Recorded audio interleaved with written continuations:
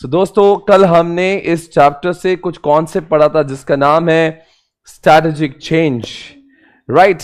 आज हम लोग इस चैप्टर से बहुत सारे कॉन्सेप्ट्स को और पढ़ेंगे। यहां पे है strategic control, strategic leadership, strategic performance measure, organization structure और एक इंपॉर्टेंट कॉन्सेप्ट इसका नाम है डिजिटल ट्रांसफॉर्मेशन। ओके, तो सबसे पहले शुरुआत करते हैं जिसका नाम है ऑर्गेनाइजेशन स्ट्रक्चर। ओके, ये स्ट्रक्चर के अंदर ही अंदर 8 बच्चे पैदा हुए हैं। यहां पे देख सकते हैं स्टार्टिंग फ्रॉम पेज नंबर हमने चेंज कल पढ़ा था, राइट। तो या चेंज में 51 में आपको डिजिटल ट्रांसफॉर्मेशन दिख रहा होगा। ओके, वो हम लोग थोड़े देर बात करेंगे। फिर आपको किन्स का क्या है 7 मॉडल, ये भी देखते हैं। फिर आगे आपका ऑर्गेनाइजेशनल चेंज,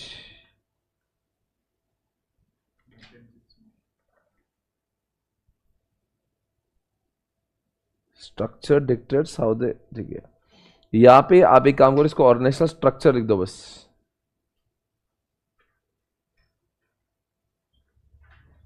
ये दिस इज जो भी हम लोग पढ़ने वाले हैं वो स्ट्रक्चर है। Okay, and this will start from page number 54, 55, then 56 and 57 and 58 and 59, 9। फिर उसके बाद में आता है स्ट्रैटेजिक सपोर्टिव कल्चर, वो आता है 59 पर। फिर उसके बाद में आता है लीडर, वो आता है 61 पे। ओके, और फिर उसके बाद में आता है स्ट्रैटेजिक कंट्रोल, वो आता है 63 पे। ओके, और फिर आता है स्ट्रैटेजिक परफॉर्मेंस मेजर्स, ये एक नया कॉन्सेप्ट इन्होंने इंट्रोड्यूस किया। अच्छे कॉन्सेप्ट इस चैप्टर में। सबसे पहले शुरुआत करते हैं ऑर्गेनाइजेशनल स्ट्रक्चर के साथ में। ओके, कहाँ पे हूँ मैं? Page number 54। ओके, चलो, बहुत ही अच्छा कॉन्सेप्ट है। 54 पे स्ट्रक्चर के साथ में शुरुआत करते हैं। ओके, तो देखो बच्चों, पहले जिंदगी में बनती है स्ट्रैटेजी, और स्ट्रैटेजी को सक्सेसफुल बनाने के लिए हम लोग को लोगों की जरूरत पड़ती है, और लोगों के लिए स्ट्रक्चर बनाए जाते हैं। जैसे कि अगर मान लो एसपीसी को आगे बढ़ना है तो I should have people around. मेरे अकेले के होने से कुछ नहीं होगा, एक स्ट्रक्चर डिसाइड करना पड़ेगा जहाँ पे लोग होंगे, हायरार्कीज होंगी, बहुत ज्यादा लोग होना चाहिए। जैसे आपकी सीए फॉर्म पॉपुलर हो गई बहुत, आप अकेले के दम पे बहुत कुछ उखाड़ नहीं सकते हो। आपको you want people with you, उसको कहते हैं स्ट्रक्चर। आपको लोग चाहिए, आपको लोग चाहिए होते हैं। देखो, मैं आपको सबसे पहले शुरुआत करता हूं एक स्ट्रक्चर के साथ में। ओके, अब देखो, यहां पे है ऑर्गेनाइजेशन का सीईओ, देखता हूं ओनर, ये है ओनर। ओके, और ये ओनर, ये है ओनर, और ओनर के अंडर में कुछ लोग काम करते होंगे जिसका नाम है एम्प्लॉय 1, एम्प्लॉय 2, एम्प्लॉय 3, बराबर है। ये है ऑर्गेनाइजेशन का स्ट्रक्चर, इसको कहते हैं simple structure. Everybody understood this? Sir बोलेंगे इसमें क्या होता है? ये एक बहुत ही ट्रेडिशनल तरीका है, जहां पे ऑर्गेनाइजेशन बहुत छोटी होती है वहां पे ये स्ट्रक्चर का इस्तेमाल किया जाता है। बहुत छोटी, for very small organization. Sir क्यों? बिकॉज इसमें ऐसा होता है कि कोई भी एम्प्लॉय कुछ भी काम कर सकता है। No specific responsibility, no specific responsibility. Sir क्या मतलब हुआ इसका? देखो बच्चों, अगर मैं जब एसपीसी की जब शुरुआत की थी ना, हमारे पास में केवल 2-3 एम्प्लॉयज ही हुआ करते थे। आज एम्प्लॉयज बहुत सारे हैं। आज हमने एसपीसी में एक नया स्ट्रक्चर इंट्रोड्यूस किया जहां पे हम लोग ऐसे काम करते हैं। देखो कैसे काम करते हैं, ऐसे, जहां पे हमारे पास में अलग अलग डिपार्टमेंट्स हैं। जैसे कि we have got different people for different thing. Finance के लिए अलग है, डिस्पैच के लिए अलग है, टेक्निकल के लिए अलग है, सारे डिपार्टमेंट के। सीआरएम के लोग अलग है, हाँ, सेल्स के लिए अलग लोग हैं। अगर आप सेल्स वालों को बोलोगे ना कि हमें टेक्निकल में दुविधा आ रही, तो वो बोलेगे हमें नहीं पता, आप टेक्निकल से बात करो। टेक्निकल को बोलेगे इस प्रोडक्ट का रेट कितना है, वो बोलेंगे मुझे नहीं पता। और अगर मैंने टेक्निकल को बोला कि कितना टीडीएस भरना है, वो बोलेंगे मुझे नहीं पता, वो तो अकाउंट्स को पता है।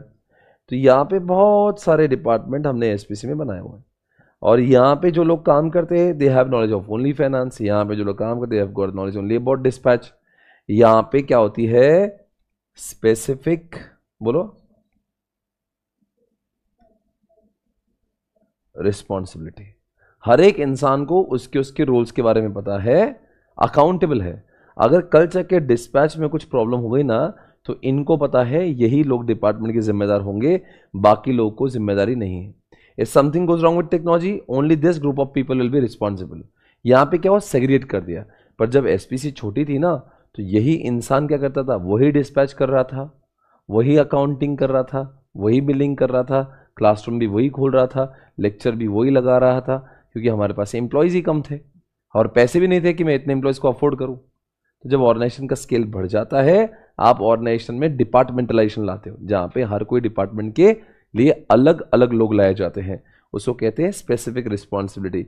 जब ऑर्गेनाइजेशन थोड़ी बड़ी हो जाती है, इसलिए यहाँ पे क्या होता है, सेपरेट, क्या है बताओ, सेपरेट क्या होंगे, सेपरेट मैनेजर फॉर किसके लिए, सेपरेट किसके लिए, सेपरेट डिपार्टमेंट। समझ गया मैं क्या बोला, separate manager for separate department. यहां पे सबको अपनी जिम्मेदारी पता है, कुछ भी गड़बड़ होगी तो that particular person will be responsible. यहां पे कैसा हो, कोई भी स्पेसिफिक अकाउंटेबिलिटी नहीं है। इसकी cost is higher than the simple, इसको कहते हैं सिंपल स्ट्रक्चर और इसको कहते हैं फंक्शनल स्ट्रक्चर। फिलहाल एसपीसी में इसका नाम फंक्शनल क्यों है, हर फंक्शन के हिसाब से लोग अलग अलग है। यहां पे कोई भी इंसान को पता होता है अगर वो डिपार्टमेंट में कुछ गड़बड़ हुआ तो he will be hold responsible, इसलिए वो काम अच्छे से करता है। इनकी एफिशिएंसी कहते हैं बहुत ज्यादा हो जाती है, बताओ क्यों, बिकॉज वो एक ही काम बारंबार करते हैं। क्यों बारंबार करते हैं, अगर इसको डिस्पैच ही करना है तो सिर्फ डिस्पैच ही करता रहेगा, उसको कुछ और काम करना ही नहीं। अगर मान लो वो डिस्पैच का काम कर रहा है, हाँ, और उसका डिस्पैच का काम सब हो गया और सेल्स वालों के पास में बहुत सारा काम है, वो एक दूसरे की हेल्प नहीं करेंगे क्योंकि उसको सेल्स का कुछ नॉलेज है ही नहीं। यहाँ पे एफिशिएंसी बहुत बढ़ जाती है काम करने की। इसकी कॉस्ट किससे ज्यादा होगी, क्यों, वहां पे क्या है ना, आप एक ही बंदे को सब चूज रहे हो, उसी बंदे से सब फाइनेंस भी उससे करा रहे हो, मार्केटिंग भी, दो चार ही लोग हैं और वही काम सब कर रहे हैं। अगर मान लो उसका, अगर डिस्पैच का काम, मान लो इसने डिस्पैच किया, उसका काम खत्म होना, फिर इसी बंदे से आप सीआरएम करा लो, इसी बंदे से सेल्स करा लो। यहाँ पे लोग ऑलराउंडर बन जाते हैं, यहाँ पे ऑलराउंडर नहीं, इनके पास एक ही काम का स्पेसिफिक स्किल होता है, skill set. Everybody understood this, है गाइस, कम ऑन। इसको बोलते हैं फंक्शनल, इसको बोलते हैं simple. I hope you understood this. इसी के साथ में हमारा दूसरा कॉन्सेप्ट भी खत्म हुआ, एक था सिंपल, एक था स्पेसिफिक, दैट इज उसको फंक्शनल कहते हैं, ठीक है ना। Understood, any problem guys, no problem, आगे बढ़ेंगे। पता, जब ऑर्गेनाइजेशन अब बड़ी हो जाती है तो अब ऑर्गेनाइजेशन एक नए पड़ाव पर जाती है। वो क्या करती है, बोलती है कि अब हम लोग काम सिंपल से और फंक्शनल से नहीं करेंगे, हम लोग क्या करेंगे, एक नया लाएंगे जिसका नाम है डिविजनल। क्या लाएंगे, आप ये लिख लिया क्या आपने, हाँ, still writing, do it fast, खत्म करो जल्दी से।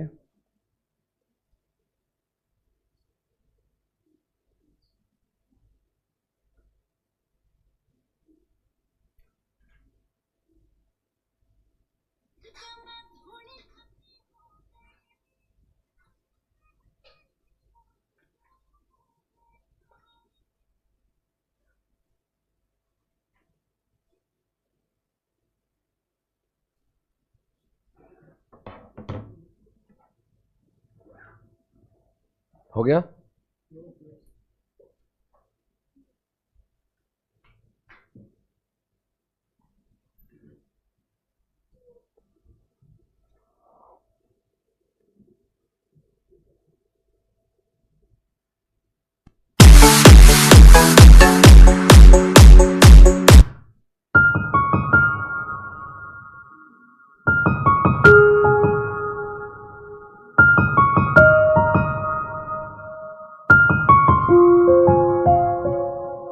और अभी देखो अपने उसमें डिविजनल आ गया। डिविजनल में क्या होता है, ये और एक लेयर उसमें घुसेड़ते हैं। आप क्या करेंगे, फॉर एग्जांपल मैं डिविजनल लेता हूं, वो भी लेता हूं ज्योग्राफिकल वाला डिविजनल। कुछ कुछ लोग ज्योग्राफिकल ले सकते हैं, कस्टमर ले सकते हैं, प्रोडक्ट ले सकते हैं। सुनो पहले ध्यान से, कॉन्सेप्ट क्या है। अब क्या डिविजनल में क्या होता है ना, जैसे आपका बिजनेस बहुत फैला हुआ है, व्यापार आपका बहुत बड़ा है, आप नॉर्थ में हो, ईस्ट में हो, वेस्ट में हो, साउथ में हो, सर उससे क्या होगा, हम लोग क्या करेंगे, हर एक एरिया के लिए अलग से लोग हायर करेंगे, D1, D2, D3, D4। Sir D1 क्या है, D1 एक इंसान है who takes care of only north department, यानी सिर्फ वो नॉर्थ इंडिया पे ध्यान रखेगा। ईस्ट वाला सिर्फ ईस्ट वाले का D2 ध्यान रखेगा, D3 सिर्फ वेस्ट वाले का, यानी कि पूरे इंडिया को हमने 4 पार्ट में डिवाइड कर दिया और 4 लोग 4 अलग अलग एरिया को संभालते हैं। And this D1 will be responsible for only north and D4 will be responsible only for S, यानी कि साउथ। और फिर क्या हो, D1 बोलेगा यार ये काम तो बहुत ही बड़ा है, नॉर्थ भी अपने आप में बड़ा है, तो एक काम करो मुझे भी लोग चाहिए, मैं इतने से इसमें काम नहीं कर पाऊंगा, बोले मेरे को भी फाइनेंस का कोई अलग दो, मार्केटिंग का अलग दो, डिस्पैच का अलग दो, टेक्नोलॉजी का अलग दो, इसके भी अंडर में कई डिपार्टमेंट्स होंगे और इनके भी अंडर में होंगे ऐसे, समझ रहे हो, finance, marketing, HR, production, inventory, कुछ भी ऐसे डिपार्टमेंट्स होंगे। और ये D1 को हेल्प करने के लिए बहुत सारे मैनेजर्स अपॉइंट किए जाएंगे, D4 को हेल्प करने के लिए बहुत सारे, ये मान लो ये F1 है, functional manager 1, functional manager 2, functional manager 3, functional manager 4, और ये सब लोग रिपोर्टिंग करते हैं D1 को। तो बताओ इस केस में इसको बोलते हैं ये 3 लेयर ऑर्गेनाइजेशन, इसकी कॉस्ट बढ़ जाती है, किससे कॉस्ट बढ़ जाती है, फंक्शनल से, इसकी cost higher than the functional. इसमें CEO का जो बर्डन है, बर्डन रिड्यूस्ड, क्यों, आज SPC में फंक्शनल होने की वजह से मेरे दिमाग को ताप बहुत है, ये सारे लोग मेरा दिमाग खराब करते हैं, बिकॉज इनका रिपोर्टिंग डायरेक्टली मुझे है, इसलिए पूरे दिन भर में मैं व्यस्त रहता हूं, बहुत व्यस्त, बिकॉज इतने लोग दिमाग खराब करते हैं। अगर मैं चाहूं तो अपने जिंदगी को बहुत आसान बना सकता हूं by introducing one more layer. CEO और इनके बीच में मैंने एक लेयर को और अगर घुसेड़ दिया ना, ये क्योंकि फंक्शनल में 2 लेयर है, एक CEO और एक फंक्शनल, यहां पे भी CEO है और यहां पे भी फंक्शनल है, पर उसके बीच में एक डिविजनल लेयर घुसेड़ दिया, इसका नाम है D1, D2, D3, D4। अगर ये 4 लोग मैंने भी हायर कर लिया ना, तो मैं सिर्फ 4 ही लोगों से बात करूंगा दिन भर में, और ये 4 लोग फिर बाद में सबकी बजाएंगे।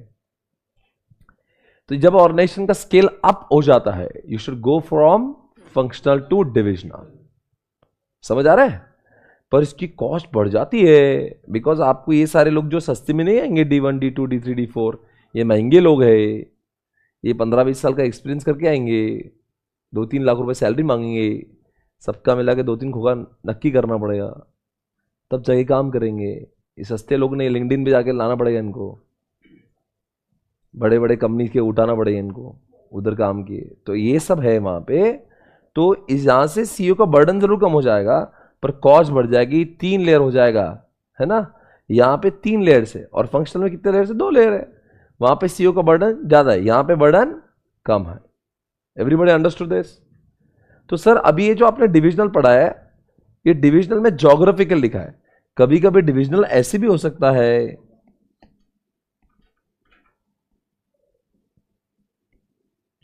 डिविजनल प्रोडक्ट वाइज भी हो सकता है, डिविजनल प्रोडक्ट वाइज भी हो सकता है। जैसे एग्जांपल देखो, ये CEO है और मैं बात करता हूं नाइकी, नाइकी सुने, हाँ सही है, नाइकी के पास क्या बिकता है, T-शर्ट, शूज, बैग, कोई भी एसेसरीज बिकती होगी। अब क्या करेंगे, इनके लिए D1 को हायर करेंगे, इनके लिए D2, D3, D4, और इनके अंदर में कई लोग काम करते होंगे, उनको कहते हैं finance manager, marketing manager, production manager, inventory manager, HR manager, SCM manager, CR, अनेक मैनेजर काम करेंगे इनके अंडर। बताओ यहाँ पे भी वही हो रहा है या नहीं? नहीं सुनो, आपको ये पता होना चाहिए कब कब।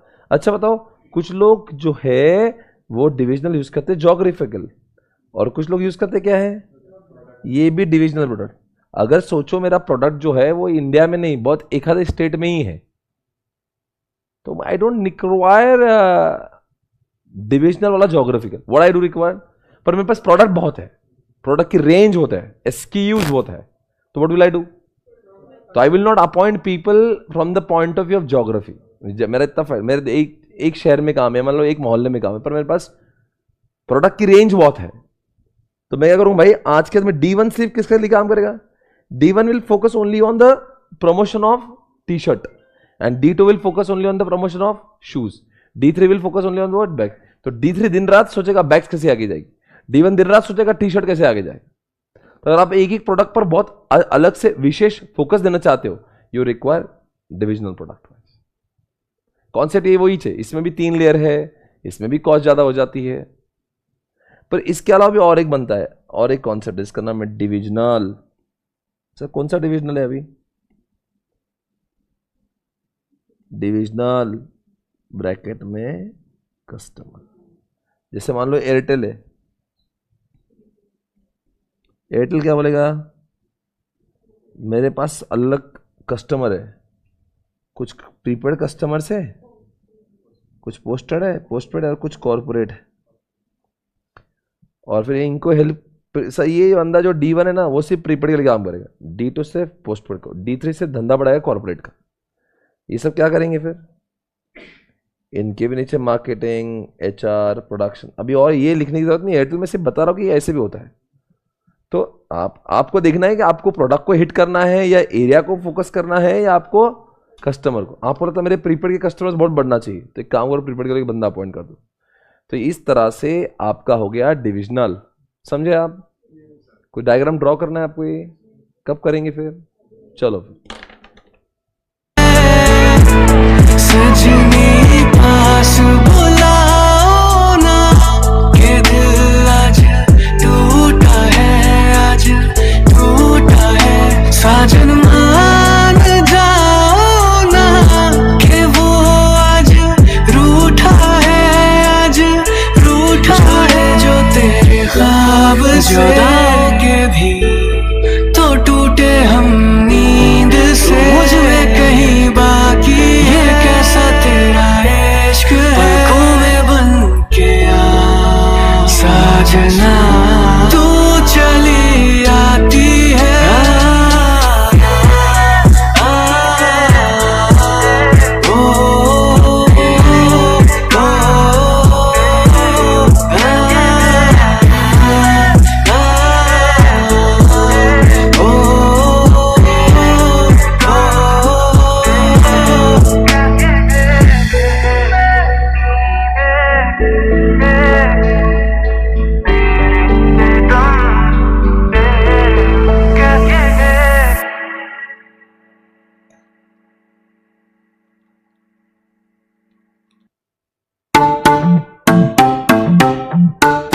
और क्या?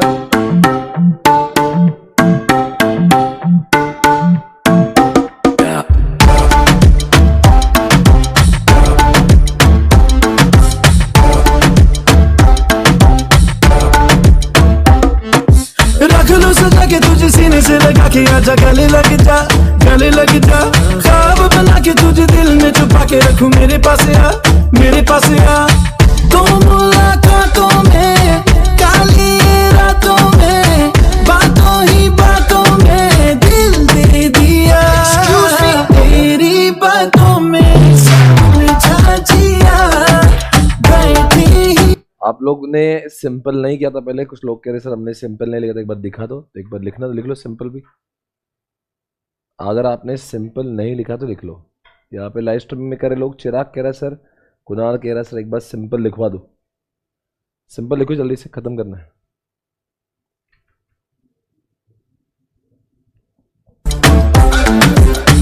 इस दिल की राहों से, बहती निगाहों से, कातिल अदाओं से तुझको है फसाना। कुछ मीठी बातों से, कुछ झूठे वादों से, पक्के इरादों से दिल को है चुराना। रख लूं सजा के तुझे सीने से लगा के, आजा गले लग जा, गले लग जा। ख्वाब बना के तुझे दिल में छुपा के रखूं, मेरे पास आ, मेरे पास आ। तो मुलाकातों में, काली। प्रीपेड कस्टमर होते, प्रोडक्ट है उनका 3G 4G इंटरनेट।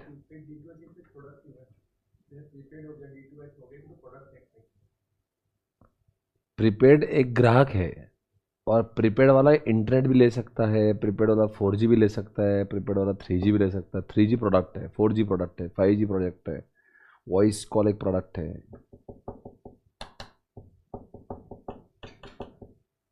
प्रीपेड ग्राहक, पोस्टपेड ग्राहक।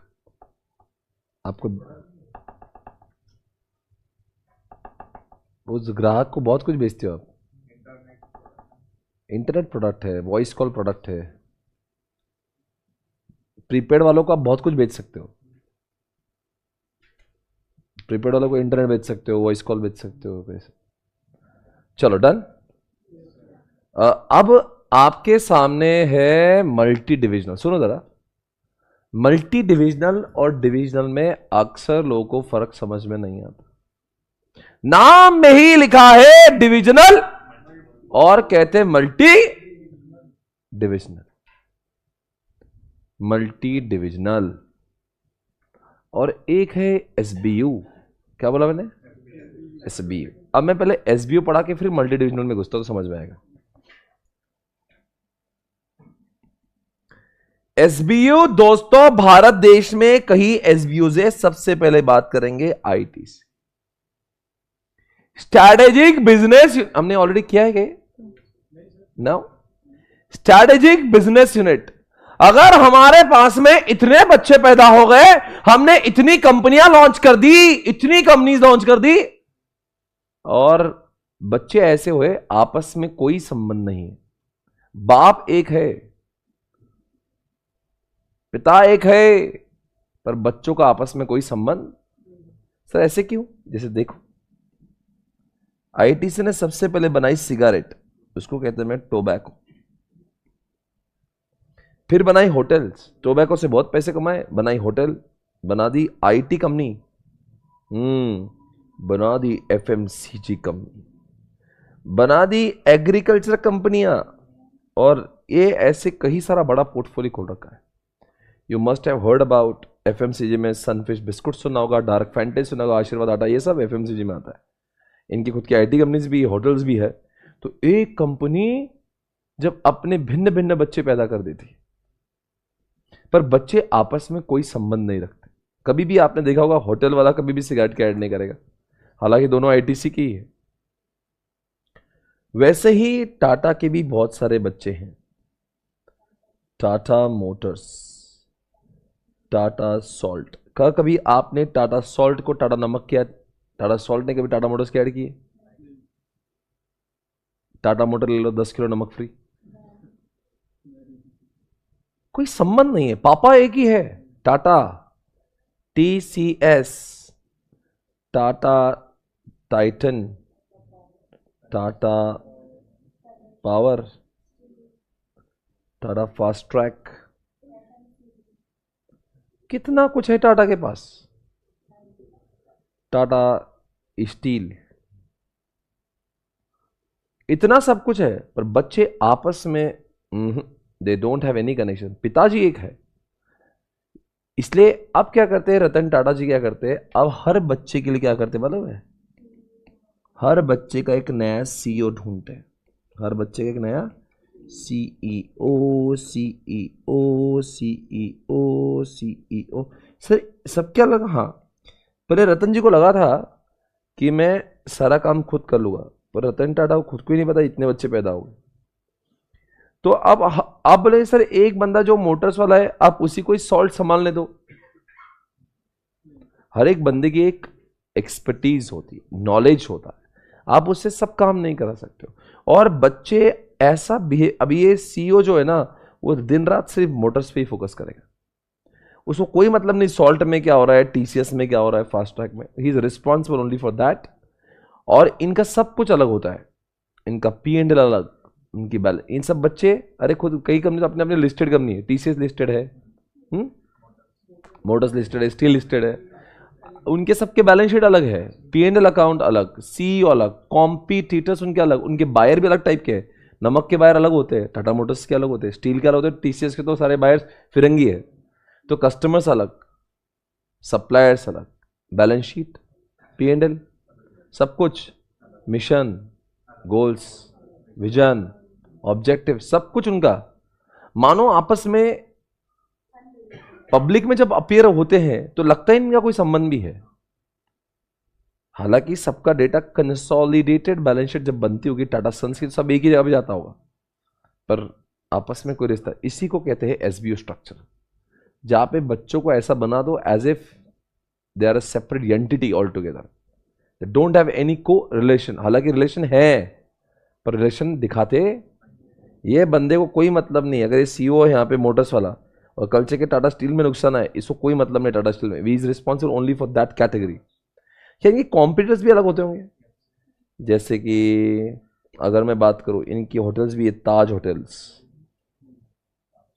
तो ताज के कॉम्पिटिटर्स कौन? हयात, JW मैरियट। और मोटर्स के कॉम्पिटिटर्स कौन? Hyundai, मारुति। तो यानी कि उनकी कॉम्पिटिटर्स भी अलग है, तो उनकी स्ट्रेटेजीज भी, सब कुछ अलग है। एज इफ वो ना एम्प्लॉय शेयर करते हैं, ना पैसे शेयर करते हैं, कुछ भी नहीं, जैसे कि एक दूसरे को जानते ही ना हो। इसको कहते हैं एसबीओ स्ट्रक्चर। ये तब होता है जब when you have so got so many products which can't be sold out under one roof, they are so disassociated, they are so disjoint। एक बच्चे ने कहा, बोले सर आपके पास भी सीए फाउंडेशन है, आप सीए फाउंडेशन को एक एसबी बना दो, सीए इंटर को बना दो। मैंने कहा ऐसा नहीं होगा, because I have got the product which is having similar nature. मैं दोनों भी बेचता हूँ, सिर्फ सीए स्टूडेंट्स के लिए बेचता हूँ मैं, राइट? हाँ, मेरे customer, I can sell them out under one roof. ये कभी आपने देखा है टाइटन की दुकान में कभी आपने नमक बिकते हुए देखा है? That's not possible because the product are so disjoint. Haldiram SBU बना सकता है क्या? हल्दीराम का आलू भुजिया एक एसबीयू, सेव एक एसबीयू, गुलाब जामुन एसबीयू। क्यों? उनके प्रोडक्ट इतने सिमिलर है कि उनको एसबीयू बनाने की जरूरत। जब आपके बच्चे ही ऐसे पैदा हो जाए जिनकी शक्ल एक जैसी हो, सेव, श्रीखंड, गुलाब जामुन, जलेबी, सोन पापड़ी, ये सब है दिवाली के आइटम है, सब है। आप दिवाली में जब जाते हो तो एक दुकान से सब खरीद के लेके आते हो। दे आर नॉट, ऐसा नहीं कि गुलाब जामुन अलग चल रहा है, जलेबी अलग चल रहा है, दे आर नॉट डिसजॉइंट। तो यहाँ पे डिसजॉइंट है, इसलिए हल्दीराम एसबीयू की जरूरत नहीं, एसपीसी को एसबीयू की जरूरत नहीं। समझ आ रहा है? Concept over. SBU, did you all understand what is SBU? Example write down guys. दो एग्जांपल दिए मैंने आपको, एक आईटी से दिया, एक टाटा दिया। लिखो जल्दी से, खत्म कर दो इसको।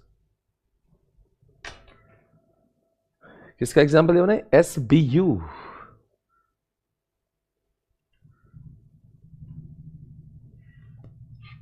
तेरी बातों में समझा जिया, बैठे ही बैठे मैंने दिल खो दिया। तेरी बातों में समझा जिया, बैठे ही बैठे मैंने दिल खो दिया।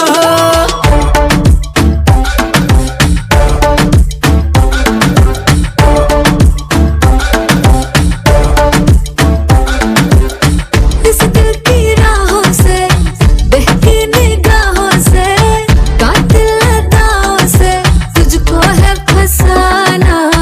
कुछ मीठी बातों से, कुछ झूठे वादों से, पक्के इरादों से दिल को है चुराना। रख लूं सजा के तुझे सीने से लगा के, आजा गले लग जा, गले लग जा। ख्वाब बना के तुझे दिल में छुपा के रखूं, मेरे पास आ, मेरे पास आ। तो मुलाकातों में, काली रातों में, बातों ही बातों में दिल दे दिया। तेरी बातों में समझा जिया, बैठे ही बैठे मैंने दिल खो दिया।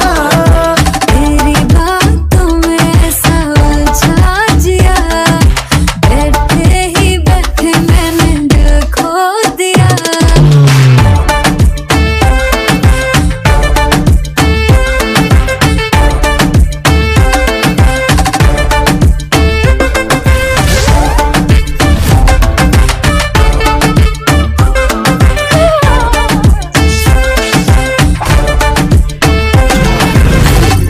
और गाइस, दोस्तों आपने आज चौथा कॉन्सेप्ट पढ़ लिया, पहले सिंपल देखा, फिर फंक्शनल, फिर डिविजनल। अब हम लोग कर रहे हैं एसबीयू। एसबीयू और बताओ, नाइकी डिविजनल है, फिर नाइकी को एसबीयू क्यों नहीं बनाया आपने? टी शर्ट, बैग्स, सब नाइकी के दुकान में सब एक साथ मिलते हैं। It's something like for anything which is required for athletic body. समझदार है आप। एक बात पूछूं मैं आपसे, अब पूछ ही लेता हूं। एसबीयू के साथ साथ में कॉन्सेप्ट आता है जिसका नाम है मल्टी डिविजनल। क्या बोला मैंने? Multi divisional.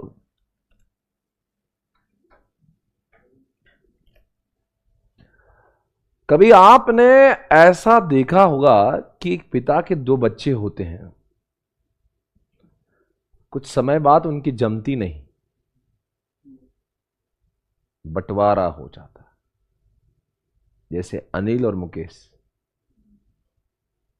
अनिल अंबानी अलग, बहुत जगह पे होता है ऐसा, इंडियन फैमिलीज में कॉमन है। कुछ साल तक साथ में रहते, बाद में हो जाता बंटवारा। उस समय पापा जो होते हैं उन बच्चों के बीच में इंटरफेयर करते हैं, पर कुछ हद तक करते हैं। जब दो बच्चे अलग अलग रह रहे तो पापा इतना कुछ पापा सिर्फ सुझाव दे सकते। समझ आ रहा है मैं क्या बोल रहा? अरे बोलो भाई।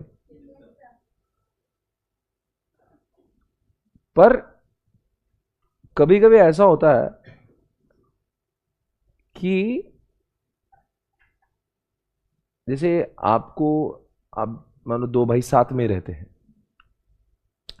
तो वहां पे पापा आके इंटरफेयर कर सकते हैं, क्योंकि पापा और दो बच्चे साथ में रहते हैं, तो पापा आके ज्ञान दे सकते हैं। हाँ, तो यहां पे पापा का कंट्रोल बहुत ज्यादा होता है। पर जब पापा ने सबको बोला भाई अब हम तो सफर करते हैं, ये तो अलग, तो अलग, ये तेरा दुकान अलग, ये तेरा दुकान अलग, ऐसे समय पे बच्चे का इंडिपेंडेंस बहुत हो जाता है। क्योंकि पापा आपने तो बंटवारा कर दिया हमारा, आपको हमारा वारा करने दो, now please don't interfere much because we understand what is to be done in our business. दो टाइप की चीज है। ऐसा नहीं कि वो पापा की सुनते नहीं, पर पापा की उतनी चलती नहीं। जब वो एकदम ये बच्चा उधर रह रहा है, बच्चा तो बोल रहे ठीक है पापा, पर पहले समय क्या होता है, अगर पापा के कंट्रोल में है सब कुछ, बंटवारा हुआ ही नहीं है, सब कुछ साथ में रहते हैं, तो पापा बोले तो सुनना भी पड़ेगा नहीं क्या? हाँ, तो अभी भी कंट्रोल किसके अंडर में? तो ऐसे दो टाइप की चीजें हैं।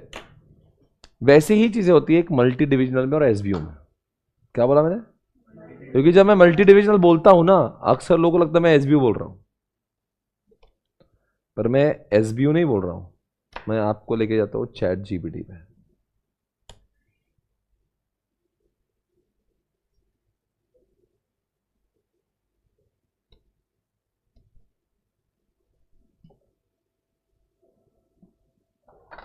चैट जीपीटी को पूछता हूं, what is the difference between multi divisional and SBU?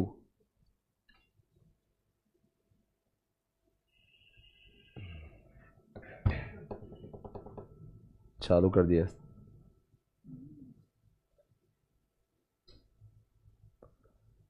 कुछ दिनों बाद हम भी अपना खुद का एआई बनाएंगे, सवाल ऐसे पूछेगी, हमारा एआई जवाब देगा। हाँ, मजा आएगा ना? जमाना बहुत दूर नहीं, आ जाएगा वो समय भी, हम अपने खुद की एआई लेके घूमेंगे। Please talk to my AI, he will answer my question. हाँ, देखो इधर देखो, multi divisional structure, this organisation structure characterised by the multiple divisions. जैसे एग्जांपल बताता हूं मैं कोई भी, और business units that operates relatively independently. क्या बोला? Relatively. Each division typically represents distinct product lines. पर एसबीयू की बात करते हैं, are specific type of division within the multi divisional structure, and SBU is a semi autonomous unit that operate as a independent business unit within the larger organization. SBUs are often defined as a strategic significance, having their own set of products. आगे देखते हैं। Multi divisional और SBO में, while divisions में have a degree of autonomy, the level of independence can vary. Some decisions may be centralised and they may be greater level of control from the corporate headquarters. SBUs are designed to have a higher degree of autonomy compared to regular divisions. They often have their own resource. आपको इतना ही पढ़ना, बाकी जाने छोड़. Autonomy समझ गए. देखो बच्चों क्या होता है ना, डिविजनल में भी बच्चे होते हैं. जैसे कि एसबीओ में बच्चे कौन से हैं? टाटा के. टाटा नमक अलग है, स्टील अलग है, टीसीएस अलग है. और ये इनके में फुल ऑटोनॉमी, ऑटोनॉमी की उनका स्वतंत्र, उनका इंडिपेंडेंस है. वो अपना, उनका खुद का सीईओ, वो खुद निर्णय लेता है. बार बार रतन टाटा कुछ जाके वो पे कुछ नहीं बोलते उसको, बिकॉज वो बहुत इंडिपेंडेंट कैटेगरी है. मल्टी डिविजनल में क्या होता है ना कि बच्चे अलग अलग होते हैं पर पापा का इंटरफेरेंस बहुत होता है. मल्टी डिविजनल में भी बच्चों का कारोबार अलग अलग है पर पापा हर रोज उनसे बोल सकते हैं और बच्चों को भी सुनना पड़ता है. बच्चों को उतना फ्रीडम नहीं है. जैसे आपकी जिंदगी में शायद से अभी आपके ऊपर, आपकी दीदी के ऊपर पापा जो बोलेंगे अभी भी आपको सुनना, अभी नहीं बोल सकते बस पापा इनफ. अभी आपकी इतनी औकात नहीं है. आई मीन किसी की भी नहीं. आप बोलोगे नहीं पापा मैं सुनूंगा ना, ऐसा नहीं होगा. बिकॉज आप भी अभी भी आपका सब कुछ वहीं से ड्राइव, आपका आपके ऊपर सेंट्रलाइज कंट्रोल है. आप कुछ करोगे तो वो आपको रोक सकते हैं. हाँ ना भाई, रोक सकते हैं ना. वही लिखा है. वाइल डिविजन्स में हैव डिग्री ऑफ ऑटोनॉमी. आपको थोड़ा बहुत डिग्री है कि कब सोना है, रात में सोना है, कि सवेरे उठ के पढ़ाई करना है, आपका autonomy, some degree of freedom आपका है. पर आप बोले कल चल के मैं सीए छोड़ के मैं एमबीए कर लूंगा, इतनी औकात तो आपकी है नहीं. वो करने के लिए आपको पहले पापा को पूछना पड़ेगा. देखो ना यहाँ पे, the level of independence can vary, some decisions में भी, मतलब अभी भी आपके ऊपर पापा का कंट्रोल है. छोटे छोटे चीज का नहीं, इस मेस में खाना खाओ कि उस दुकान में खाना खाओ, वो आपका चॉइस हो सकता है. छोटा इंडिपेंडेंस आपको भी है. पर आप बोले कल से मैं 4 व्हीलर ले लेता हूं और मैं लोन ले रहा हूं, तो इतनी औकात तो हमारी है नहीं, क्योंकि वो तो वहां से ऑर्डर आएगा. सही कह रहा हूं ना. यहां पे लिखा है देखो, may be centralise and there may be a greater level of control from the, तो आपके हेडक्वार्टर का कंट्रोल है ना आपके ऊपर. इसलिए मतलब आप कौन से कैटेगरी में, आप मल्टी डिविजनल कैटेगरी में आते हैं. पर आप बहुत बड़े बन गए, आपका भाई भी बड़ा बन गया और पापा बोले मैं रिटायर हो गया बेटा, तेरा सब कुछ अलग और तेरा सब कुछ अलग, तो फिर आप बन जाओगे एसबीयू. फिर उस केस में पापा बोले देख बेटा मैं तो जाने का टाइम आ गया अपना, जो तेरे को करना, कि मैं रिटायर हो गया, अब तेरे को जो करना है. अब जब तक मेरे को करना था मैं कर लिया, अभी तेरी शॉप है, ये तेरा प्रोफेशन है, तो जो करना तो ठीक लगता कर ले. ऐसा नहीं कि पापा उस समय इंटरफेयर करेंगे ही नहीं.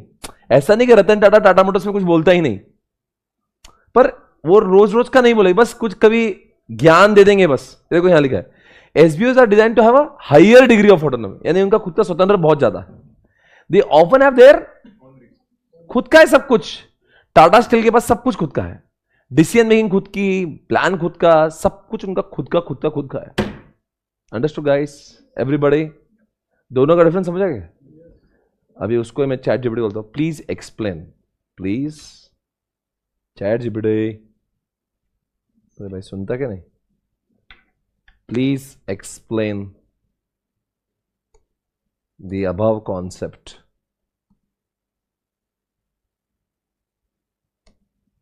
In table form.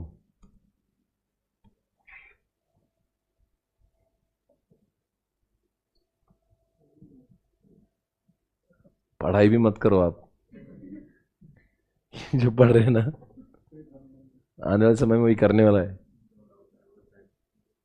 क्लाइंट को भी सिर्फ आपको पता होना चाहिए, क्लाइंट ने कुछ सवाल पूछा ना, इतना नॉलेज होना चाहिए कि चैट जीपीटी कैसे, बस सर्च करते कैसा है.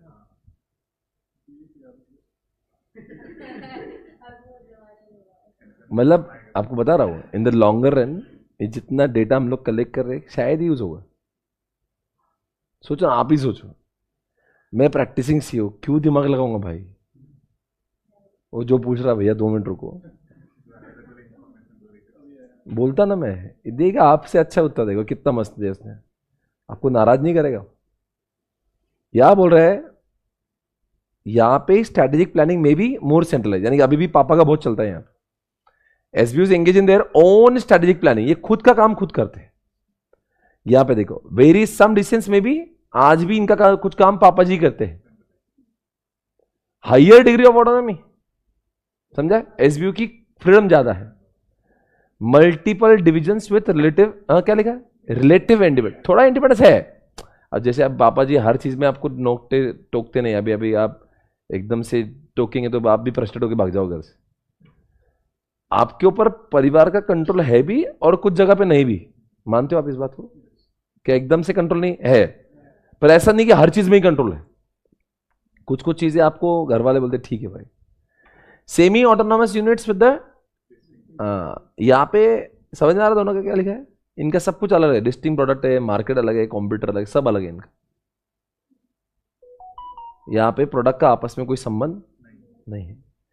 यानी कि सोचो कल्चर के, सुनो मेरी बात, divisional can become multi divisional, SBU can not become multi divisional. सुनो मैं जो कह रहा हूं ध्यान से सुनना। टाटा के पास में नमक है, स्टील है, हाँ, और टाटा के पास में टीसीएस है। ये बहुत डिस्टिंक्ट है, बहुत ही ये जुदा है। वो चाहकर भी मल्टी डिविजनल नहीं बन सकता, क्योंकि यहां पे लिखा है अगर वो डिस्टिंक्ट प्रोडक्ट मार्केट होंगे, कॉम्पिटिटर्स होंगे, it has to fall under SBU. पर आप हो नाइकी, एक है डिओड्रेंट, एक है टी शर्ट, एक है बैग। आप चाहे थे इन बच्चों को डिविजनल से हटा के मल्टी डिविजनल बना सकते हो। समझा मैं क्या बोल रहा हूं? बढ़िया नहीं, मुझे वो इतना इंपॉर्टेंट नहीं है। मल्टी डिविजनल समझ रहे हैं? Did you understand the concept of multi divisional?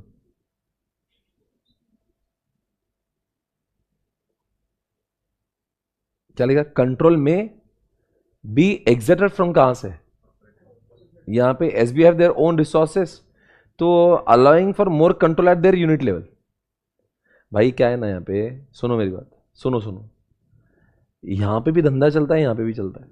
सुनो एक बार, अगर आप एसबीयू के, जैसे आपको टाटा नमक का सीईओ बना दिया, तो आपको कुछ भी करना है, बार बार रतन टाटा के टोकेंगे नहीं वहां पे, क्योंकि आप एसबीयू संभाल रहे हो। पर समझो आपके मल्टी डिविजनल में से एक डिवीजन संभाल रहे हो, तो आपको कोई भी काम करने से पहले पापा से पूछना है, ये करूं क्या, ऐसा करूं क्या, फिर आपको अलाउड है क्या? कहां पे इंटरफेरेंस बहुत है हेडक्वार्टर की, और कहां पे नहीं है। आप जब मैं मल्टी डिविजनल पढ़ता हूं ना किताब में, तो मुझे कंफ्यूजन हो जाता है कि मैं एसबीयू पढ़ रहा हूं कि मल्टी डिविजनल पढ़ रहा हूं। सुनो मेरी बात, पर जब आपको ऐसा डिस्टिंग्विश एग्जैक्टली क्लियर हो जाएगा ना, पढ़ते समय दोनों को लगता है यार ये सब सेम ही लग रहा है, इसके बाद हर प्रोडक्ट का अलग मैनेजर है, वो स्ट्रेटेजी बनाएंगे। पर क्या ना, ऑटोनॉमी नाम की चीज होती है। फ्रीडम कहां पे ज्यादा है? एसबीयू में। कहां पे कंट्रोल हेडक्वार्टर का ज्यादा है? Multi division. That is the difference. समझ आ रहा है मैं क्या बोल रहा हूं? तो आप क्या करना, आप सिर्फ आप क्या करो, इधर सुनो मेरी बात, आपको 3 कॉलम बनाना है, एक मल्टी डिविजनल, एसबीयू और फीचर्स। उसमें सिर्फ ऑटोनॉमी और स्ट्रेटेजिक प्लानिंग ये 2 डिस्टिंग्विश लिखवा दो, आपको क्लैरिटी आ जाएगी। ये सेकंड वाला और थर्ड वाला, ठीक है ना, इतना लिख दो बस।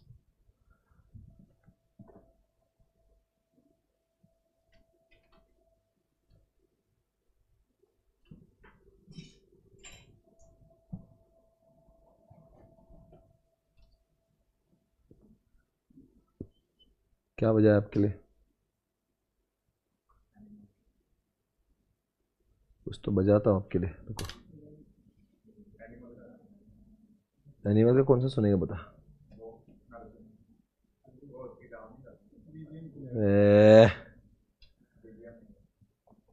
रुक जा, एक बजाते, ये सारी दुनिया जला दूंगा। कौन से गाँव से?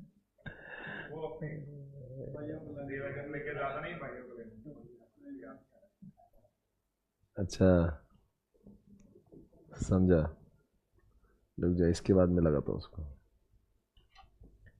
इसका वीडियो नहीं दिखा सकता,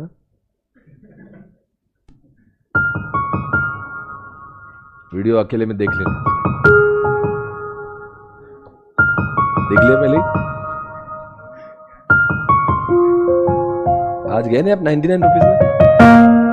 आज था ना वर्ल्ड, आज सारी मूवीज 99 रुपीज में। आज कल था ना। पहले भी मैं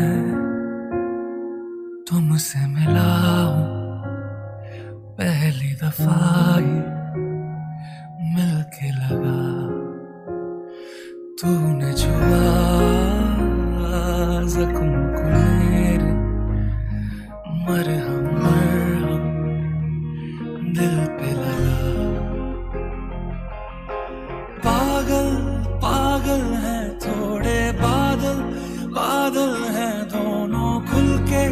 बरसे भी गया जरा पहले भी मैं तुमसे मिला हूँ पहली दफा ही मिलके लगा तूने छुआ जख्मों को मेरे मरहम मरहम दिल पे लगा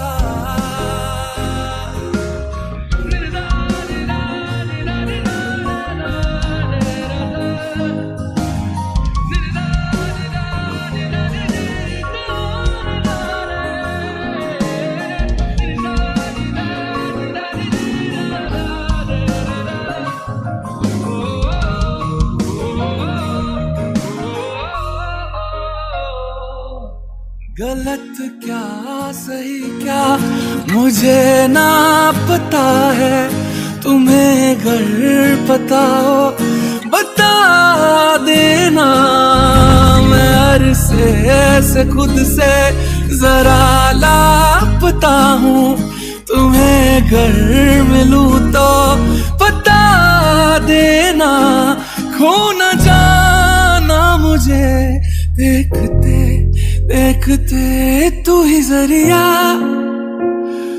तू ही मंजिल है या के दिल है इतना बता तूने छुआ जख्मों को मेरे चलो मरहम मरहम दिल पे लगा पागल पागल है थोड़े बादल बादल है भीगे बरसे बरसे भीगे आ जरा पहले भी मैं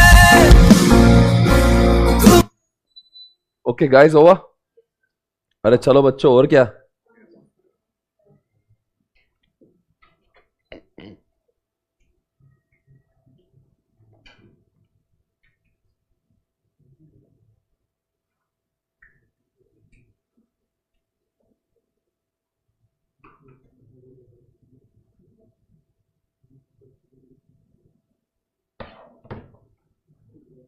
चलो बढ़ जाओ आगे। किसका कोई भी कंपनी को आप बना सकते हैं, ऐसा ऐसा कोई एग्जाम्पल नहीं है।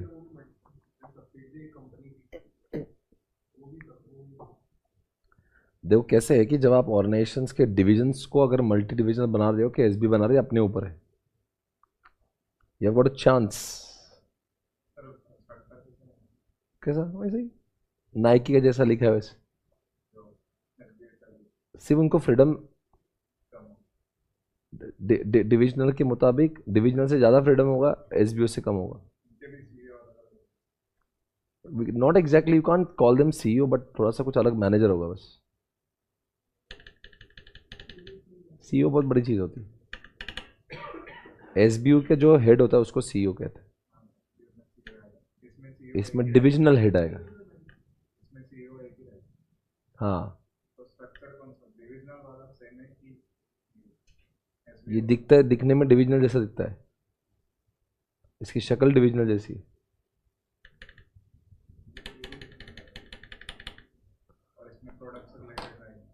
हाँ प्रोडक्ट, ये देखो आपको आईसीआई का डेटा दिखा दो। आईसीआई क्या बोलता है इस बारे में?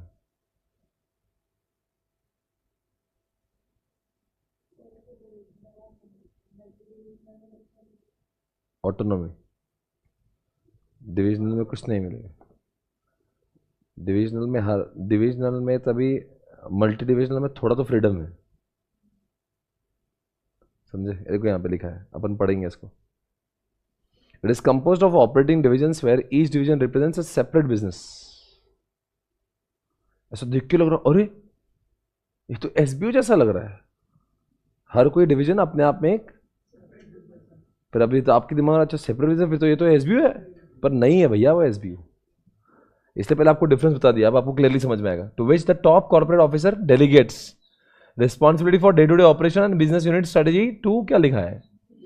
यानी हर एक चीज का अपना अलग बिजनेस होगा, पर इनके अंदर इंटरफेरेंस आज भी पापा का है, एसपीयू के जैसे नहीं है। लिखते समय दिखते समय लगता है एसबीयू जैसा लग रहा है। 4 क्यों?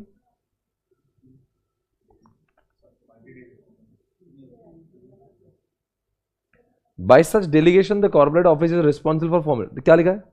कॉर्पोरेट ऑफिस आज भी जिम्मेदार है। यानी अगर एसबीओ तो क्या बोलता, हम कुछ नहीं करेंगे, तो तेरा बच्चा तू संभाल। Multi divisional structures calls for creating separate division, each represents what distinct business. समझा? हर एक का अपना अलग अलग बिजनेस है, इसीलिए तो चैट जीपीटी कह रहा था सबकी P&L भी अलग है। देखो यहां लिखा था,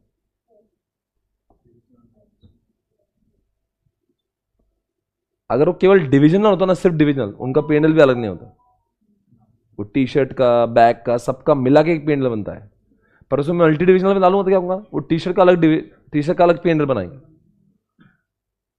फिर आप बोलेंगे P&L अलग बन रहा है, फिर तो इसको एसबीओ क्यों नहीं बोल रहे? भाई वो एसबीओ नहीं है, अभी भी कंट्रोल पापा जी का है। यहां पे बात कंट्रोल की, तुमको कितना फ्रीडम दिया उसकी है। क्योंकि जैसे आप उसको डिविजनल नहीं बोलते आपके दिमाग में, फिर तो एसबीओ बोलो। अरे एसबीओ नहीं है भैया, वो एसबीओ में कंट्रोल पूरा के पूरा बच्चों को दिया है।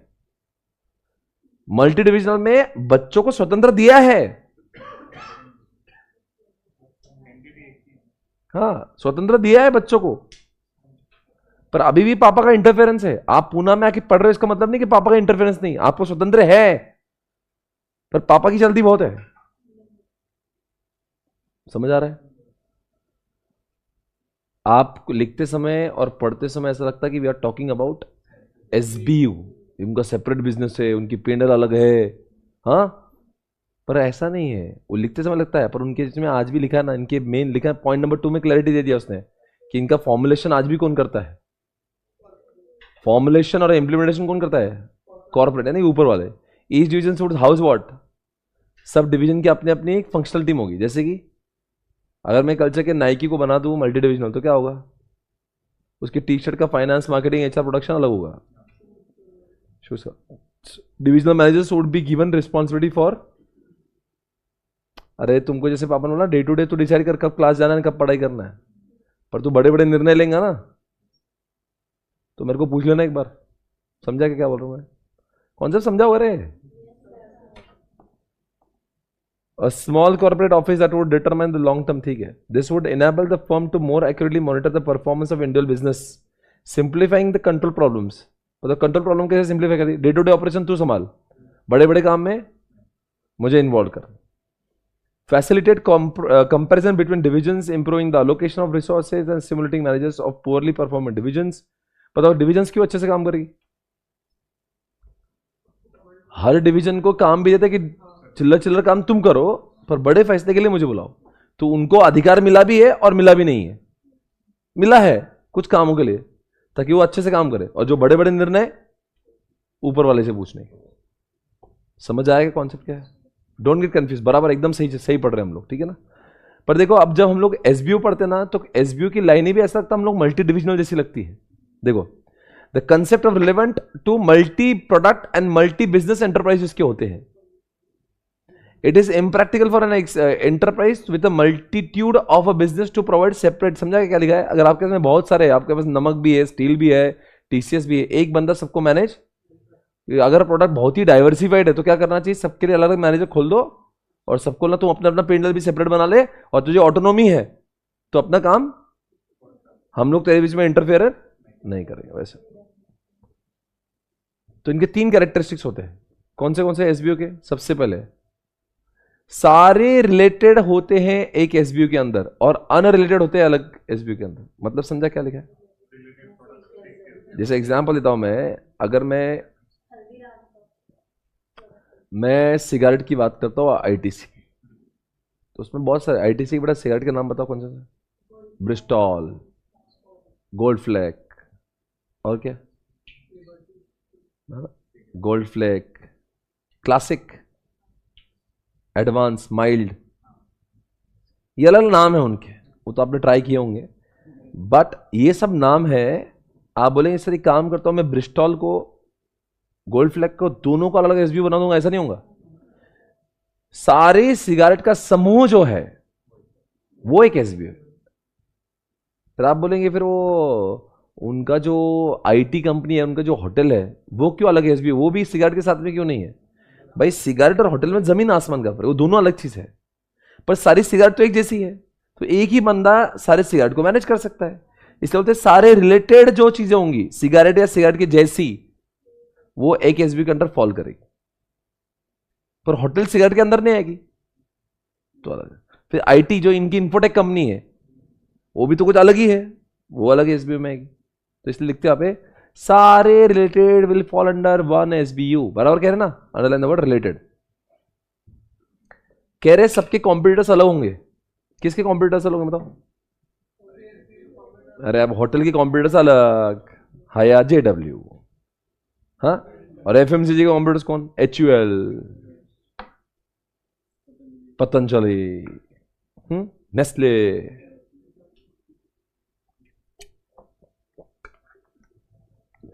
ब्रिटानिया, मैरिको। वो बोल रहा है कि सबके कॉम्पिटिटर जितने बच्चे बनाओगे उनके कॉम्पिटिटर्स भी अलग है ना। एग्जाम्पल लिखो, होटल कॉमा एफएमसीजी दोनों के कॉम्पिटिटर बिल्कुल अलग है। एग्जाम्पल कौन सा ले रहे हैं हम लोग? आईटीसी का। लास्ट में क्या लिखा है? It has a manager who has a responsibility for, क्या लिखा है?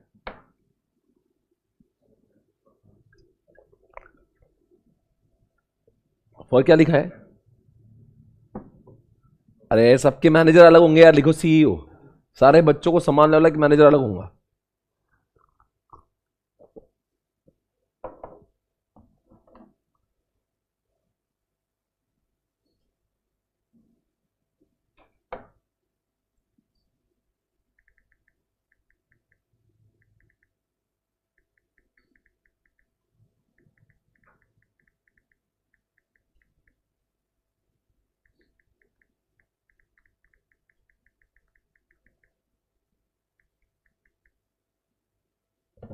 Okay done.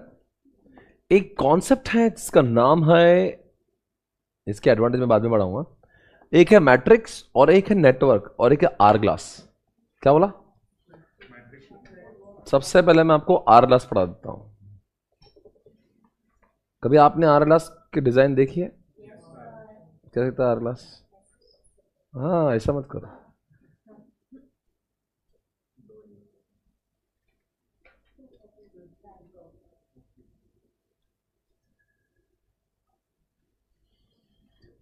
गलत क्या सही क्या मुझे ना पता है।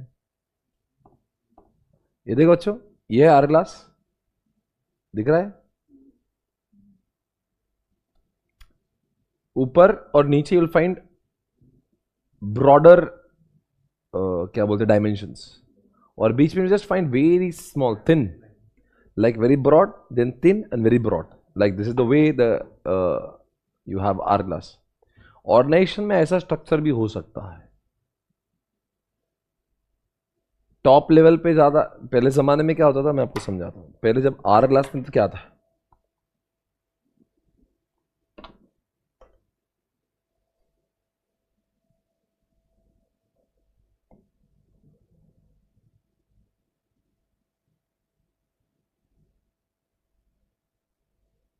ये है आपका टॉप। मैंने बहुत ही घटिया बनाया बट ठीक है। What is sir? घटिया बना, ये सर बोल रहे। ये है अब, और पहले ऐसा था। पहले पिरामिड हुआ करता था, टॉप मिडल एंड व्हाट। क्या बताया गया? ये था आपका ट्रेडिशनल स्ट्रक्चर। ऊपर कम लोग थे और नीचे ज्यादा, पर बीच वालों की जरूरत थी because you wanted some people to communicate from top to bottom. They are the mediator, जो टॉप लेवल की बातों को बॉटम लेवल तक पहुंचाते थे। दैट्स व्हाई मिडिल लेवल काम नहीं, middle level was just playing the role of communicator, motivator. अब क्या हुआ, जब से टेक्नोलॉजी आई ना, जब से आया व्हाट्सएप, जब से आए ईमेल, जब से आया टेलीग्राम, अब लगता है टॉप लेवल की बातें सीधा दिमाग में घुसती है बॉटम लेवल के। क्योंकि टॉप लेवल बनाता है एक व्हाट्सएप पे ग्रुप, और बनाता है टेलीग्राम पे ग्रुप, और ईमेल आईडी बना देता है, सेंड टू ऑल कर देता है। टॉप लेवल अपनी बातें डायरेक्टली ठोकता है बॉटम लेवल के दिमाग में। Understood? So now there is no need of having larger base of middle level. इसलिए बोलते हैं मिडिल लेवल पे श्रंकन है। श्रंकन यानी कि छोटू सा हो गया बिकॉज ऑफ टेक्नोलॉजी। इसके से क्या हुआ, बहुत ही इंफॉर्मेशन एक्यूरेट जाती है, फास्ट जाती है और डिसीजन भी बहुत फास्ट होता है। बताओ कैसे हो रहा है, क्यों एक्यूरेट इंफॉर्मेशन जा रही? पहले मिडल वाला सुनता कुछ और था, अब top level directly bottom level से बात कर रहा है। टेलीग्राम पे 2-3 लाख लोग एक साथ कनेक्टेड, तभी एक वॉइस नोट डाल दो सबको समझ जाता है। तो एक्यूरेट है, फास्ट इंफॉर्मेशन है, डिसीजन फास्ट हो रहे, कुछ भी बोलना है बॉटम लेवल को पहुंच जाता है। और सबसे बड़ी बात, कॉस्ट कम। क्यों? मिडिल लेवल का बेस खत्म हो गया। आंसर और है, इसको कहते हैं आर क्लास। समझे? ड्रॉ करना है, ये ड्रॉ कर दो, जल्दी करो, खत्म है कॉन्सेप्ट। इसी को कहते हैं आर ग्लास।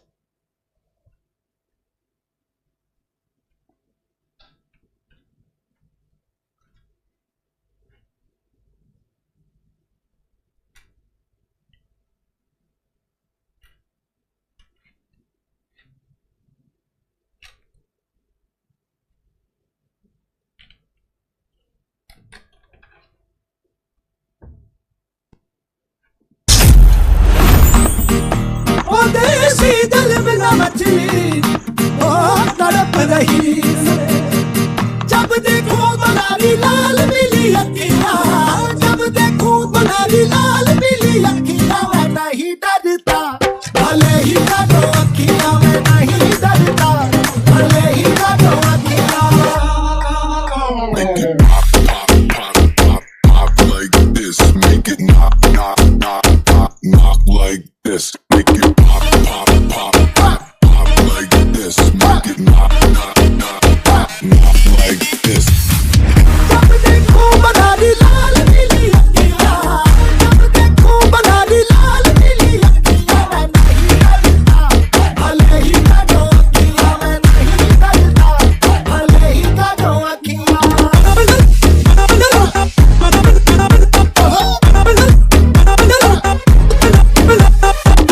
हजू मैं दुनिया जी, हजू मैं गलियां जी, पीठ पे लचके तेरी सुपर डुपर कमरिया। हाथ में डाले हाथ, नचेंगे सारी रात, आज मिला है हमको सुपर सुपर सांवरिया। बाएं से थोड़ा बाएं से वो आज हिला दे सारी दुनिया। जब देखो बनारी लाल पीली अखियां, जब देखो बनारी लाल पीली अखियां, मैं नहीं डरता भले ही काटो अखियां, मैं नहीं डरता। अब ये मैं आपको पढ़ा रहा हूँ नेटवर्क। ऐसी बहुत सारी ऑर्गेनाइजेशन है इस दुनिया में जो अपना काम किसी औरों से करवाती है और ब्रांड का थप्पा लगाती है, इंक्लूडिंग एप्पल। एप्पल अपने फ़ोन खुद बनाता ही नहीं, वो किसी औरों से बना कर लेता है, वो उस पर सिर्फ एप्पल जोड़ देता है। ऐसे बहुत, बिल्कुल सही पकड़े, बोट।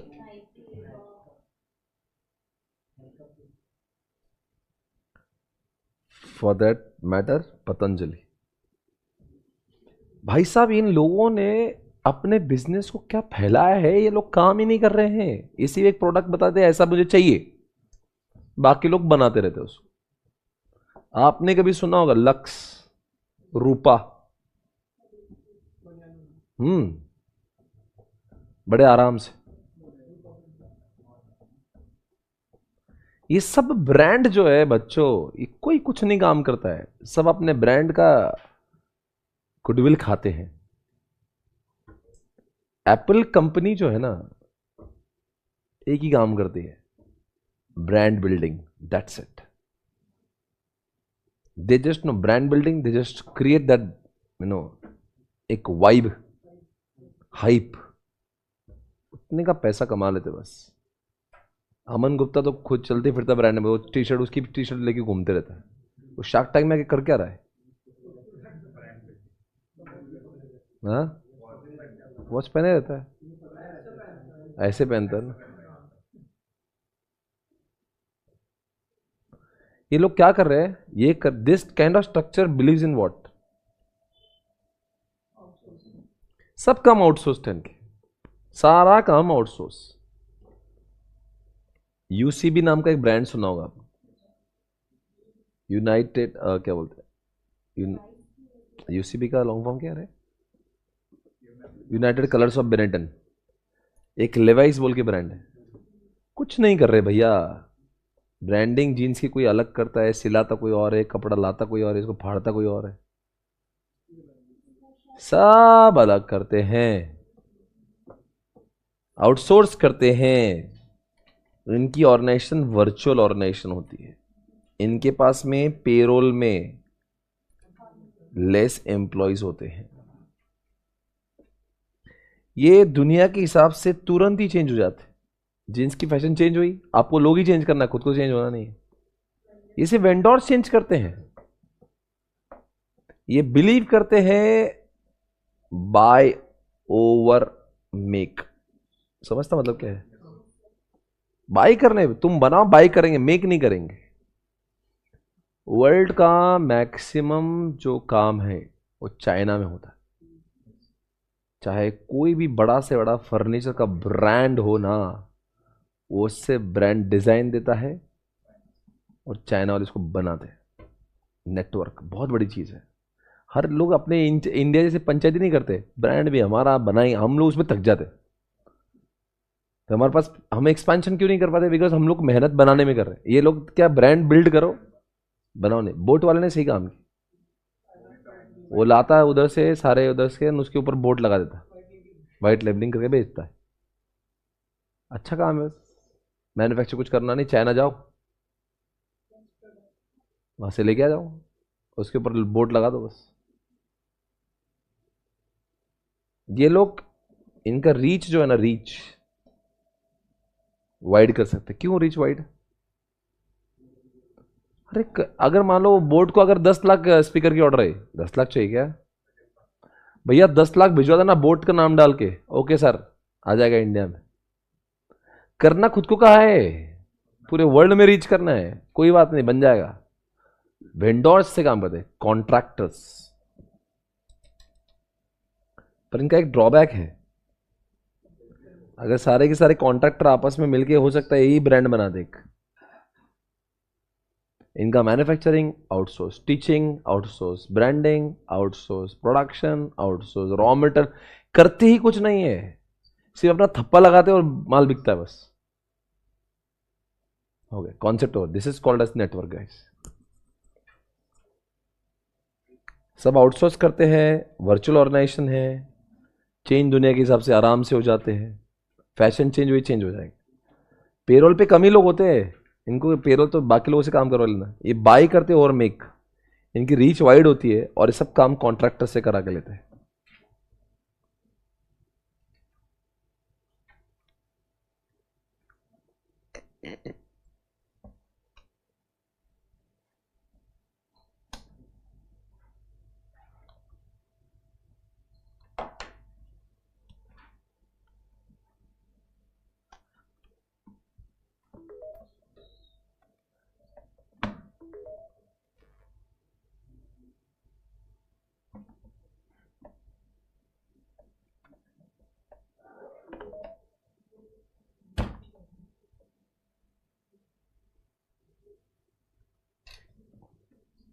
और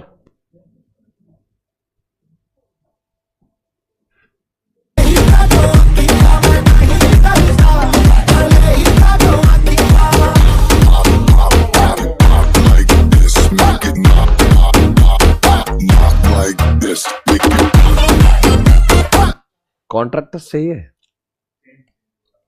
चेंज जैसे दुनिया बदलेगी, चेंज हो जाएंगे। चेंज जैसे एनवायरमेंट चेंज, जीन्स को बदलना है, फैशन बदलना है, बदल दो। फटी हुई जीन्स बनाना है, बना दो। बुटकट बनाना है, बना दो। नैरो बॉटम बनाना है, स्किनी फिट बनाना है, बना दो। उनको थोड़ी ना करना है कुछ, वो तो लोगों से करा के लेना है। इतना ही दिमाग चाहिए जब लोगों से काम करा के ले, बस, और कुछ नहीं। चलो डन। ये अभी हमने नेटवर्क पढ़ा, अभी एक बच्चा बचा है इसमें, कौन सा? मैट्रिक्स।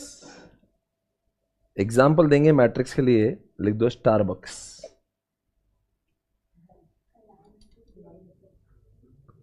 स्टारबक्स इस समय मैट्रिक्स का इस्तेमाल करता है। इसमें आपके पास में वर्टिकल भी होता है और ये हॉरिजॉन्टल भी चलता है। इसमें फंक्शनल भी होता है डिविजनल भी होता है।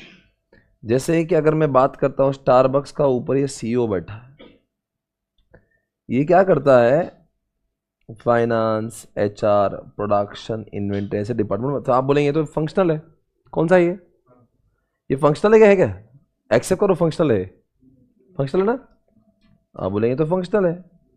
पहले काम ऐसा ही चलता था और इनके अंडर में अनेक एम्प्लॉई काम करते थे।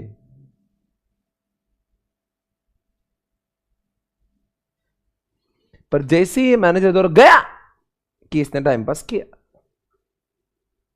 ये इधर ये बीमार हुआ, ये टाइम पास करेंगे, ये हॉस्पिटल में, ये शादी में गए तो टाइम पास करेंगे, क्योंकि बॉस बोला बॉस एक नहीं बनाएंगे। अक्सर ये वर्टिकल था, ऊपर वाला नीचे वाले को बजा रहा था, ये इसको बजा रहा है, ये ऊपर वाला इसको बजा रहा है। बोला ऊपर वाला तो बजाएगा ही बजाएगा, बाजू वाला भी बजा देगा।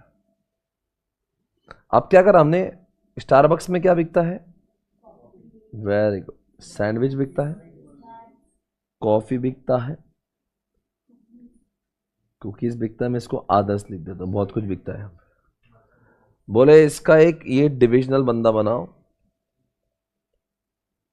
D1 D2, ये अलग मैनेजर आ गए, ये सिर्फ सैंडविच पे ध्यान देगा, ये सिर्फ कॉफी पे ध्यान देगा, ये सिर्फ आदर्श पे ध्यान देगा।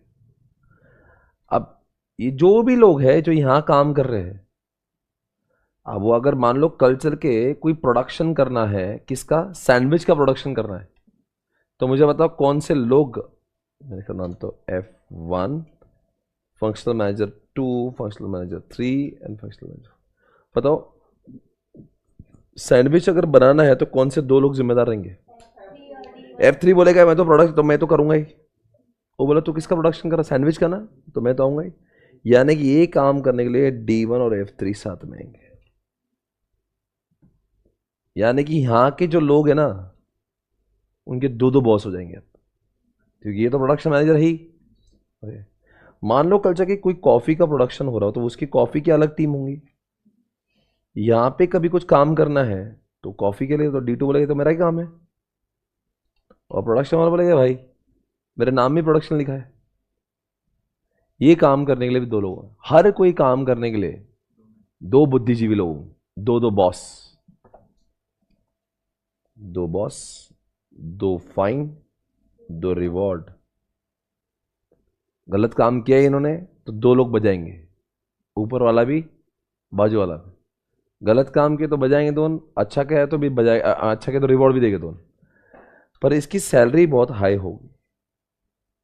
क्यों बताओ आप, जो सर इसको सोचो, अगर ये फंक्शनल होता तो एक ही मैनेजर होता ऊपर, पर आप क्या कर रहे हो, आप ये तो फंक्शनल तो जो थे वो है ही, ये पूरा लेयर आपने एक नया बना दिया, तो आपकी सैलरी बढ़ गई।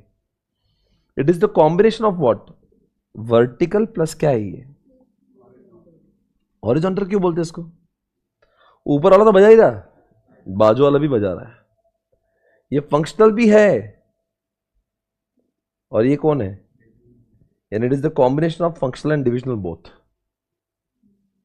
इसलिए इसको क्या लिखते हैं हम लोग, फंक्शनल भी है और क्या है ये, डिविजनल भी है। समझ में आ रहा है मैं क्या बोल रहा हूं। आप बताओ ये कब चल सकता है, ये मेथड तभी चल सकता है जब दोनों के बीच में बहुत, सोचो अगर मान लो इनकी जमती नहीं, ये बोल रहा है रात को प्रोडक्शन नहीं होगा, कौन बोल रहा है, F3, और ये D1 बोल रहा है रात को प्रोडक्शन होगा। अब ये लोगों ने क्या करना, बीच वाले ये तो कंफ्यूज हो जाएंगे। इससे दोनों के बीच में क्या चाहिए, very strong coordination is required, otherwise problem में आ जाएंगे। ये मेथड तभी सूटेबल है जब दोनों के बीच में बहुत ही कोऑर्डिनेशन है, वरना ये नहीं चलेगा। एवरीबडी अंडरस्टूड दिस, अरे बोलो समझ आ रहा है क्या।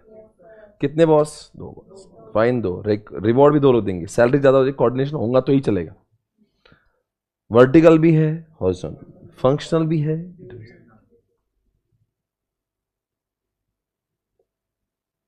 समझ आ रहा है, देखो इसको कौन बजा रहा है, ऊपर वाला भी बजा रहा है, बाजू वाला बजा रहा है।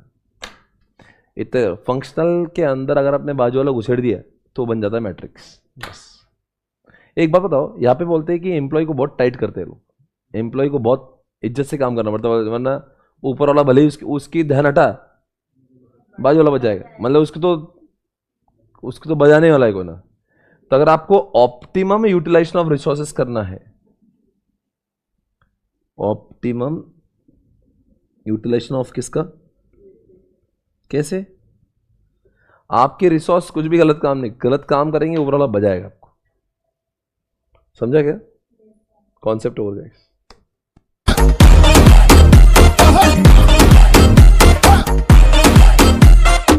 जाने ना जाने तू हाँ जाने है जमाना जी, नजरें उलझा के हमें तुमको उलझाना जी। आए ना हाथ आए ना, ओ चल चल रे चल ओ गुजारिया,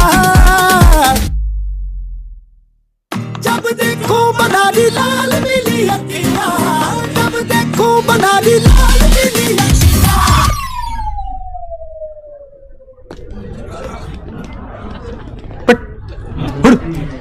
Useless.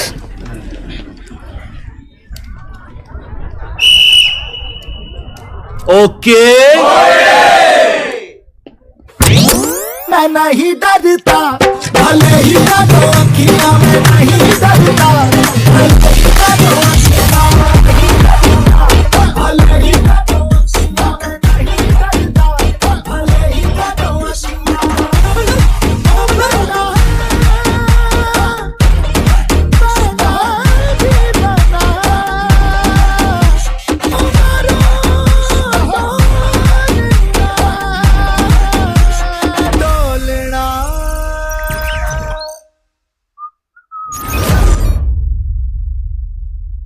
जब उठाए तेरी लाल आँखें।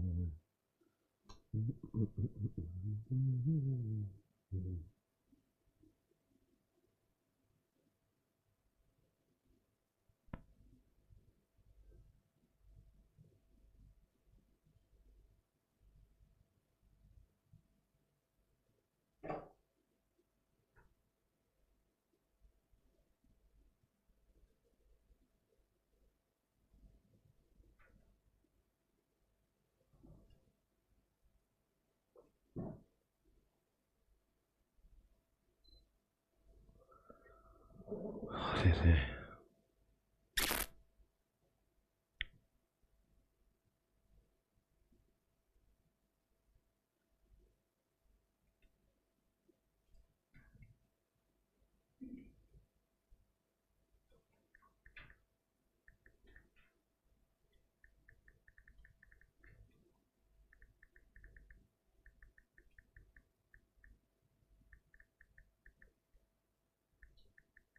हो गया डन। तो आज हमने बहुत सारे कॉन्सेप्ट देखे हैं भैया। हाँ, ये इस चैप्टर का द मेन इंपॉर्टेंट कॉन्सेप्ट था। Very very very very important concept. Okay, मुझे तो और एक लेक्चर डालना पड़ेगा इस चैप्टर को समझने के, कंप्लीट करने के लिए। और बड़ा आज वैसे हमने ये सब कुछ किया, देख सकते हैं 54, 55, 56, 57, 58 एंड 59। ओके, ये सब कुछ हमने देखा है आज। अगर गो थ्रू कर ले सारी चीज़ें कल, और day after tomorrow we are meeting again. Okay, एक लेक्चर्स में डालना पड़ेगा, पर डे आफ्टर टुमारो से शुरुआत करेंगे पहले एफएम के साथ, और फिर बीच में कोई तो एक लेक्चर लेके मैं एसएम कंप्लीट करूंगा। I would require 1 lecture to complete SM. ये चार्ट देख लो एक बार, अगर आपको देखना है तो चार्ट से आपको समझ आएगा आपका क्या कुछ बाकी है। इतना इधर देख लो, आपने को 2 मेन क्वेश्चंस में बाकी है, एक डिजिटल ट्रांसफॉर्मेशन, एक कंट्रोल, एक लीडरशिप। ये हम लोग करेंगे, मंडे को नहीं करेंगे। मंडे को तो अपने को एफएम से शुरुआत करना है। यस, आपको बुक्स मिली है एफएम की, बस वो लेकर आ जाना है। हाँ, अफ्तार, और नोटबुक भी चाहिए क्योंकि सॉल्व भी करना पड़ेगा अपने को। और what I am saying is, हम लोग अगर बात करेंगे तो ये जो लेक्चर्स है, मतलब आपने तो फास्ट ट्रैक कर लिया, इसके जो रिवीजन लेक्चर्स है वो ऑलरेडी मैंने यूट्यूब पे एसएम के डाल रहा हूँ। मैंने आज एक डाला है वैसे, तो आप रिवाइज करते समय उससे रिवाइज अच्छे से कर सकते हो। और अगर आपको कम समय में और रिवाइज करना है तो है ना? Right, see you on Monday.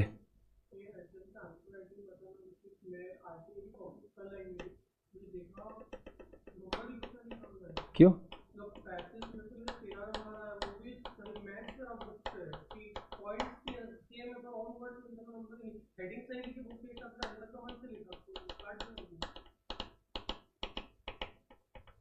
कितना टोटल, कितना स्कोर दिया गया?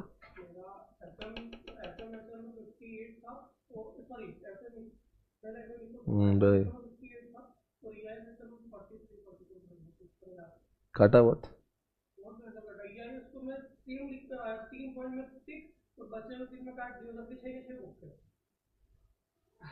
वो नशे में होगा फिर, मतलब हेडिंग सही था फिर क्यों एक तो मार्क्स नहीं दिए फिर भी? ब्लंडर है भाई, ऐसे का समझ नहीं आता कभी कभी। बट उसके ऊपर डिस्कशन अपन करेंगे। I will tell exactly how it is to be written, बाकी सब भगवान है। कैसा लिखना चाहिए मैं बता दूंगा।